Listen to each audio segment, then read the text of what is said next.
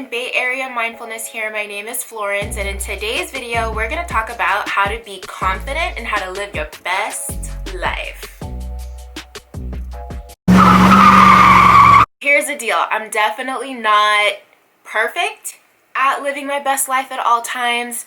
Sometimes I'm not confident. I think that's just being human. However, in the last year or two, I've definitely upped my confidence game. Bad bitch, fuck the bitch. Bitch gets slick, I'ma cut the bitch. I'm a bad bitch. By quite a bit, and that's actually why I started my channel. I've found meditation, I've found mindfulness and reading and certain books that have really helped me, and I'm the type of person that just loves to spread positivity. So if something helped me, I want to share it with everyone. Okay, so let me break it down. Basically, I am going to go over the principles in this amazing book. This book is called The 7 Habits of Highly Effective People by Stephen Covey. It's very popular, and it's been around for a really long time. The reason why I think it's been around for a long time is because it is based on core principles. It's about developing the self. It does not focus on quick fixes. It's all about long-term solutions to your confidence issues, to the way that you manage your time, your personal leadership, and then it gets into leadership of a team. I think this is an amazing book, and it can be applied to your personal life and to work life. If I put all of the 7 habits into one video, it could definitely become an oversimplification. I also have personal anecdotes that I'd like to share with you. So what I'm going to do is make this into a series. So I'll make 7 videos, and in each video, I will talk about each habit. So for my first video, I'm going to do something a little different. I'm actually going to talk about habit 2 first, because habit 2 is about the self, and it's about knowing who you are. Habit 2 tells you to use your creativity and your right brain to visualize what type of person you ultimately want to be. One of the exercises in the chapter is a little grim. It tells you to think about your funeral and the eulogies that would be given. Maybe your parents would speak, or your good friends, maybe your spouse, brothers and sisters. What would you want them to say about you? What would you want them to say about the culmination of your life?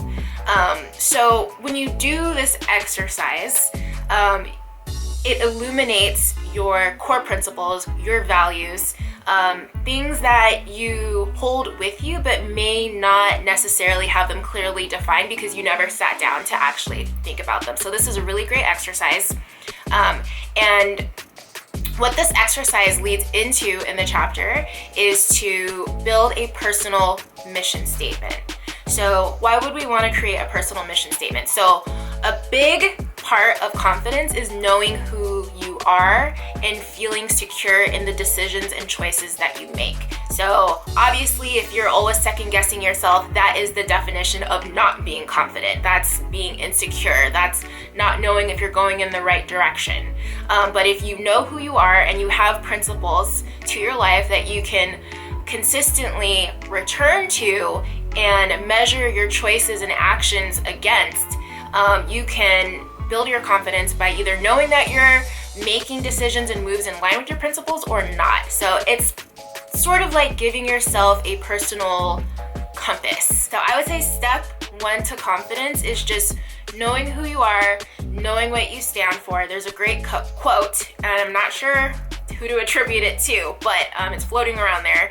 But basically, if you stand for nothing, then you'll fall for everything. So it's really important that you have core principles, that you identify your values that you hold, and then actually put them down on paper. So I've actually written a personal mission statement because I did the exercise myself. It was very illuminating. I took a look at the different things that I wanted all of the important people in my life to say, and I identified some themes.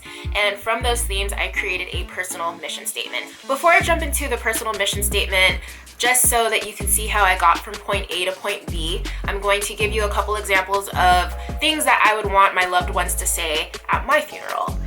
So first and foremost, if my family were to speak, so specifically my mother and father, I would want them to say that I was a loving and generous daughter.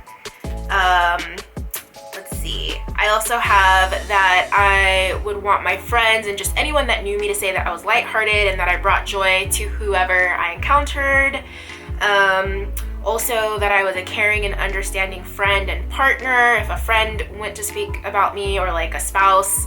And then if I had a work associate, I would want them to say that I was insightful and focused on continuous personal and professional growth.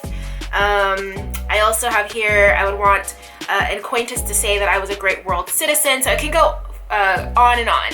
How do you want people to perceive you? What do you want people to think about you? What is the lasting impression that you want to leave here on this earth? So that is what the funeral exercise is about. It sounds grim, but when you step back and you take a look at all the things that you want people to think about you, the lasting impression that you want to leave on this earth, it really opens your eyes to what's important to you, and you may be surprised with what you come up with. So then from that exercise, I was able to move into creating my personal mission statement. There's lots of different ways to create your personal mission statement. It's yours, so it's up to you. There's lots of different styles. You can do it in a paragraph form. It can be in first person, third person, whatever you want. I did mine in sort of a 10 commandments format. So there's actually 10, mini statements that make up my entire personal mission statement. So I will share that with you so that you can get some ideas. I love this. I've already been referring to this when I have tough decisions to make. And then sometimes in the morning when I'm feeling a little lost or like I need some direction, I will pull this out and just read it really quick, and I get grounded really fast. So number 1, always strive to manifest, multiply, and spread positivity. 2, serve others by being a thoughtful partner, a caring friend, and a dedicated teacher and mentor to those desiring to follow my example. 3, commit to continuous personal development in the areas of inner life. 4, strive to be a productive world citizen by participating in government processes and contributing in ways in line with my moral principles. 5, contribute and uplift the family unit in ways that will positively affect generation after generation. 6, stay spiritually connected to the universe and centered. 7, have patience. Seek first to understand and empathize before seeking to be understood. 8, be grateful for all of the blessings this universe has endowed me with. 9, communicate well, be transparent, and go for the things I want and need. And 10, always honor myself and my feelings in every situation, never put myself down. So those are my 10 commandments. I'm very proud of them. I love them. I've had a couple situations, even in the last couple of days, that have really tested my confidence and made me wonder if I made the right decision. And just reviewing my commandments that I created gave me a lot of peace of mind, and I was able to lay that situation to rest and kind of just move forward. So that's habit 2, which is start with the end in mind. So quite literally, you are starting with the end in mind. But most importantly, you are identifying your values, you're identifying your core principles, you are really learning who you are and feeling confident about those things. So that is, in my opinion, step 1 to being more confident. So I will end with something that I wrote in my journal this morning about who I am, and I quite liked it, so I'll share it here. Give me 1 second. I haven't really talked about who I am on this channel yet. Like, I know I say I'm Bay Area Mindfulness, my name is Florence, but like, who the heck am I? You know, like, where do I come from? Where do I live? That kind of stuff. So hopefully you'll keep watching my videos and learn tidbits throughout, but this is a good summary of how I view myself. It has some facts in here about where I come from, where I've gone to school, so on and so forth. So this is, it's not really a poem, but let's just say it is. This poem is called Who I Am. Okay, let's start. I am Florence Wadley, the winner. From San Diego, daughter of Purcell and Ophelia Wadley, Stanford graduate, successful professional, creative spirit, thoughtful and caring friend, loving partner, highly intuitive and intelligent woman with a youthful and fun-loving spirit and humor. compassionate and kind, in tune with her faults, and committed to continuous self-improvement. I am Florence Wadley, a beautiful soul worth loving every day, resilient and strong in the face of adversity, a truly special person, a person that is validated from the inside out rather than the outside in, a force to be reckoned with, a beloved child of the universe. I am Florence Wadley.